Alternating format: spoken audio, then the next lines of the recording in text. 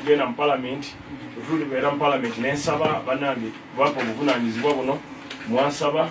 naye ekintu ekyansabwa ninayo challenge emu waisewo which number leader of opposition n'abakulembeze banno tebanampaki list. Yes, ate nga nagisaba mu lujjudde ne president yabagamba give me the list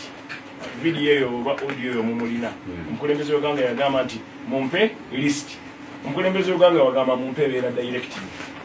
so list eyo abanuku enkeera ne bakuba olukiiko nti tetusobola gikuwa ekyo kigwagwa ki ali tetukimanyi ali n'abagamba nti embwa ezaala mbwa wemba ndi mugwagwa kitegeeza naye anzaala naye ki mugwagwa sibigamba kansala press conference so tujja mu parliament nampita novice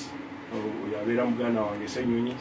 nemugamba olulimi lwa mawulire neze ebitebintiisa tebindya olwanye entalo lwasirutalo so nakakana